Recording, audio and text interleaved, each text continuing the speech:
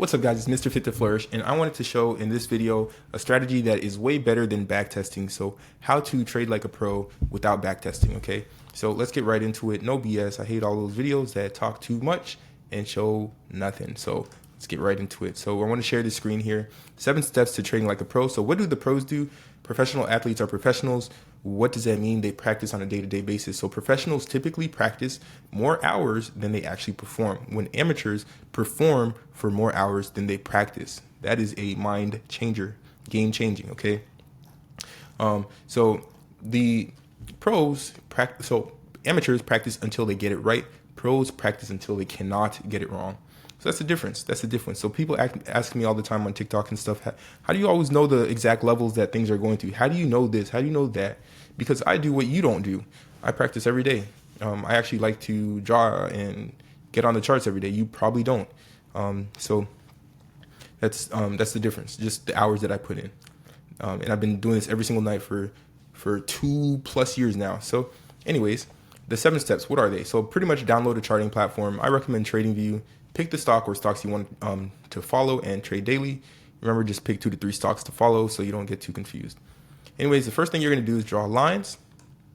Identify special bars. So these are big bars, little bars, dojis, all that good stuff.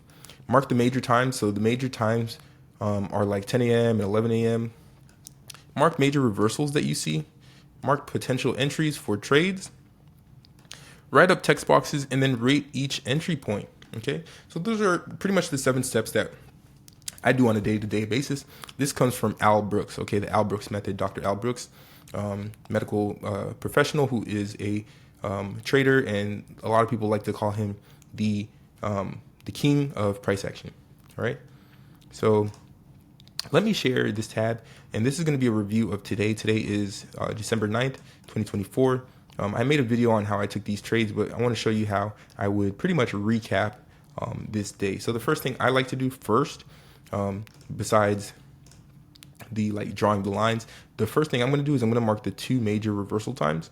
So the 2 major reversal times, the major times are 10 a.m. Eastern Standard Time. So I usually put a clock there, and then I copy that clock and then go over to 11 a.m.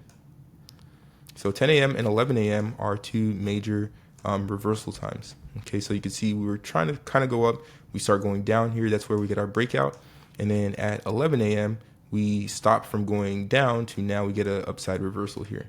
So that's pretty interesting. And you can see that on a day-to-day basis. So the 2 first things I do is I mark those. Okay, the next thing you might want to do, and what I used to do all the time, is just kind of mark trend bars, big bars, all that good stuff. So I would just kind of take these stars and go and put them next to really big bars or really weird looking bars. So really big bars, so like that one. This one's kind of a big bar. This one's kind of a big bar. This one has a huge topside wick right here. Let me make this a little bit bigger so you can see. So this wick is huge. It's ridiculous. This bar is kind of big too. So just kind of mark like special looking bars, okay? Nothing else looks pretty weird or anything like that. This green bar is a piercing line bar. It's a pretty big green bar, so you might want to put one there, potential here. Pretty big red trend bar here as well. Another big trend bar there. This one actually looks like a bullish engulfing bar, rejecting off of that key level. All right, so marked special bars. So again, mark the special times, mark special bars, and then mark reversals as well. So what I used to do for marking reversals is I would do like this spinning sign right here. Looks like right here we got a pretty good reversal. And then it looks like we had another reversal here, another one here. And really pay attention to what's going on in these areas. And this is where the lines come into play. So it looks like right here we had an area of resistance. And that's exactly where that reversal happened. And then there's already a line here. That's where another reversal happened, upside reversal. And then another reversal kind of happened here. So notice how reversals typically will happen at key levels. Okay. What other lines would I want to draw? Well, here on the rejection of the open or of the close of previous day, it looked like we had support right over here. And this is what we call a micro double bottom right there. And then we had wicks kind of hitting that line. Okay. What other line would I want to draw? Well, this looks like a descending triangle formation. So I'm going to draw a downward line like this. And then we had a break out to the downside here. Okay. What other lines can you draw? You can draw a downward trend line here if you wanted to. And notice how we get a trend break to the upside here. We get a trend break to the upside. So that's a potential line that you can draw. Another downward trend line you can draw. I don't like to draw too many lines. I don't want to load up my charts too much. Okay. But yeah, so do that. So we drew our lines. We identified special bars. We marked major times. We marked major reversals. Now we can mark potential entry points for trades. So that's just going to be based on areas where it looks like we can enter. Okay. So the first one that I'm seeing is actually where I got in, which is over here. So we had a downward, we had decreasing highs here, and then we had a support, and we broke the support with a nice bear trend bar there. So usually you want to enter one tick after the formation of that signal bar. So this would be our signal bar. So my entry, I like to just draw a rectangle where I would enter. So I would enter right here. So that's one potential entry. Another potential entry is, okay, after that downward move, I'll get a move back up, and then we finally break below this yellow line, which is the sell zone. That's another possible entry here. And these are just a little bit too far. And another possible entry would be an upside move. So we had a micro double bottom here with the piercing bull bar. So after that micro double bottom, a piercing line bar, you can enter one tick after that, or you can enter one tick after this continuation where we take out the high there. And then micro double top here, potential entry to the downside here. I personally would not want to take it because there's little risk to reward. Another potential entry was on this third rejection. Again, pretty little risk to reward, but still we're just marking possible entries. Okay. Then we get a nice bullish move here. I think another possible entry is right here on the cross above this 9 MA and the 20 MA, and we get a 920 crossover. Another potential entry here. And then we get a huge rejection here off of this key level with the piercing bear bar, potential entry here. Downside move, potential entry here on the 920 crossover. It gets some continuation. We get a break below. Possible entry here, but this is a big bottom side wick. So it'd be pretty scary to enter there since it looks like we have buyers stepping in. Okay, so now I pretty much just marked all my potential entries. Okay, and then the next thing that I like to do is I kind of like to just take notes on everything going on. And then after I take notes on everything, I'm going to rate each entry and rate it on a scale of A, like A plus, A minus, B plus, B minus, C plus, C minus. Based on risk to reward, based on the overall trend, and based on the setup and what the volume RSI is doing and other pieces of confluence. Okay, so just based on how much confluence there is, I'm going to grade that trade. Okay, but first I'm going to take a whole bunch of notes to get used to what's going on, to be able to recognize patterns day in and day out instead of just trying to backtest by like letting it play out and then trying to get into trades. To me, that's kind of stupid. Instead of just looking at the playbook, like you're looking at this is kind of like football players when you're looking at game film. You're seeing what the cornerback was doing. You're seeing what the receiver's tendencies were. So like with this stock, I'm seeing what SPY's tendencies are. So anyways, So let's take notes. So the first thing I'm gonna do is I'm gonna look at what's happening at the opening. So if you guys know, the three indicators I use are EMA, Saudi ATR, and the volume RSI. The ATRs tell me, the gray line tells me the close of the previous day. The blue line is the call zone. The yellow line is the sell zone. Okay.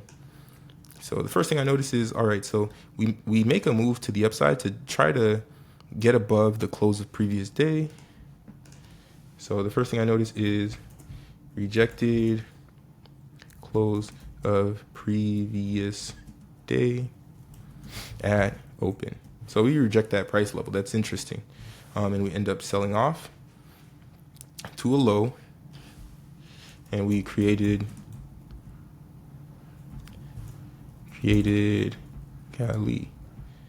support off low of first bar, descending triangle pattern. So rejected that, rejected the close of previous day. We created a descending triangle pattern. So now we know, since we have support, if we break that support, we know that we're probably going to get a pretty good downside move. And we did. We got a nice bear bar. So nice bear signal bar, which is also a breakout of the opening 30-minute range. So if you know, like I said, why is 10 a.m. important? Because 10 a.m. is the first 30 minutes. The first 9:30 a.m. to 10 a.m. Eastern Standard Time, the first 30 minutes of the market. Typically, we get a range, and if we break out of that range, we'll get continuation in the direction that we broke out. So in this case, we broke out to the downside after this 30-minute range, which is also a descending triangle pattern, which is significant for a downside move. Okay, so the opening range breakout strategy is one that we talk about quite a bit in this YouTube page, I guess. So nice downside move, nice bear signal bar, entry one tick below. So pretty much just on the next bar. What else do we have here? We also have the pink line crossing below the yellow line. That is known as a 920 crossover, which is additional confluence for a downside move. 920 crossover right here. And then our volume RSI was also decreasing. So it's moving down. Our volume RSI is a momentum indicator. So it kind of shows you if it's going down, then there's low momentum for buying. So big momentum for selling. If it's going up, big momentum for buying. So volume RSI falling.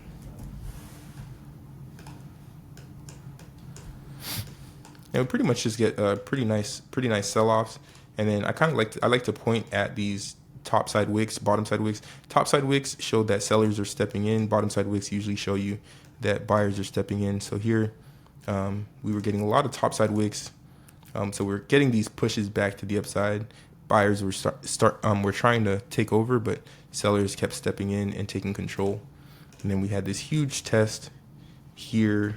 So back test of key level, and then we had with massive rejection. So we had a massive rejection there and continuation to the downside. And then we got to this key level here where we then created a micro double bottom. I usually just say MDB, but I'll write it out for you guys. Micro, and it's micro because the bottoms are right next to each other. So micro double bottom. And the green bar is a piercing line bar because it pushes up more than 50% of the red bar. So piercing line bull bar. And micro double bottoms are usually signs of reversals, especially if you have a piercing line bull bar, which means that the bulls, there's enough buying pressure to send the stock price back up. And this occurred at key level. So whenever something happens at a key level, it's more significant for whatever move is supposed to happen. Oops. All right, then we created sort of a range here. We had a false break to the downside, bouncing off of that 605 key level, and a pretty big move to the upside, rejection here, and then here we get a bear, a piercing line bear bar at a key level. So this would be piercing line bear bar at key level. And it was a rejection that sent us down. And then guess what? We had a huge move down, and we had again a 9, the pink line crossing below the yellow. We had a 920 crossover to the downside again, which sent us down for another big move. 920 MA cross over to downside. So again, that sent us down for another big move. This time we broke below that 605.08 level and had a nice continuation. And this move down was actually a gap fill from a couple days ago. So there was a gap there, and we literally filled that gap pretty much to the penny. 604.08.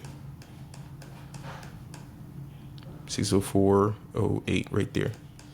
So yeah, we ended up filling that gap. So pretty much that's what I do every day. I'll just kind of look at the formations, what's going on, take some notes. Very few notes here, just because there was just pretty much one solid move to the downside, taking us down to this key level, which is also the 50% ATR here. Got a micro double bottom, big push to the upside, couple reversals along the way, mostly consolidation and just trading in this range. And we had a pretty big rejection on this key level, sent us back down, 920 crossover to the downside, and a pretty nice move down. Okay, and then at this point is where I would pretty much grade each entry. The best entries I can just kind of tell off of just looking at this is this break below here on this descending triangle. We have a 920 crossover, descending triangle, volume R size starting to curl over, and a break below this range. So a lot of confluence for a downside move, especially after we rejected the close of previous day. So that would be the best entry there. Another good possible entry, this one here, it's more like a C plus because we did break below the key level, and then it is a piercing line bar, micro double bottom, but it could have just been a pullback. It ended up actually being a pretty decent move to the upside. And then another possible decent entry would be the 920 crossover here, picking up volume on the volume R side, picking up momentum. 920 crossover to the upside, nice bull bar move up. And then finally, another good entry. After this rejection here, you kind of want to wait for additional confluence, but we did get this pretty nice move below the 9 and the 20. Nice bear trend bar move to the downside, and then a pretty good continuation down. So this last move would be another really good entry. So if I could grade these, I would say that the best entry again would be here, be like a B minus, because overall we've been trending to the upside. So taking a downside play is a little bit risky instead of just waiting for a pullback and to go long. So B minus here, and then pretty much on the rest of these, they'd be pretty risky plays, to be honest. Like this would be probably like a C play because we broke below this key level. There's a lot of weakness. Volume R size super low, so not really the best takes there. We had good momentum here, and we just recovered on this key level. But we had previous rejection in this area, sellers in this area. So again, this would be more like a C plus play. We are going with the trend, the overall higher time frame trend, but at the same time, not too much reward. Especially after that huge move down. There's a lot of sellers above, so still pretty risky. And then this move to the downside, it's later in the day. Typically after like 2 p.m., 3 o'clock, we get what's called power hour, a move back to the upside. So this last downside move. We did have a 920 crossover down, but still kind of risky because the reward, we knew like there's good support here, but we actually ended up breaking below that support. So it's kind of just still a little risky, but more like a C plus trade there. So hopefully that helps somebody out there. That's pretty much what I do every day. Go through the charts, mark up the charts. 10 a.m., 11 a.m. Eastern Standard Time are going to be reversal times. I mark big bars, little bars. I draw lines, and then I take notes on what's going on. And then once you do that, like every single day, once the market's starting to move in real time, you're like, oh, I know what's going to happen. Oh, I know what's going to happen. And it just becomes easier to trade, and it becomes, you just get more relaxed instead of always asking, like, should I get in? Should I get in? Like, it kind of gets annoying when people are like, hey, should I get in? Should I get in? Like, did you study like what you're looking for? Do you know what you're looking for? Or maybe you just don't know what you're looking for. But if you practice like this all the time, you'll kind of know what to expect, and you'll understand that a lot of big moves happen at key levels. Okay, so continue to practice every day, show up every day, be a professional, and you will see the results of professionals. Good morning, welcome to the Fit to Flourish podcast. Let's talk wellness, finance, and growth.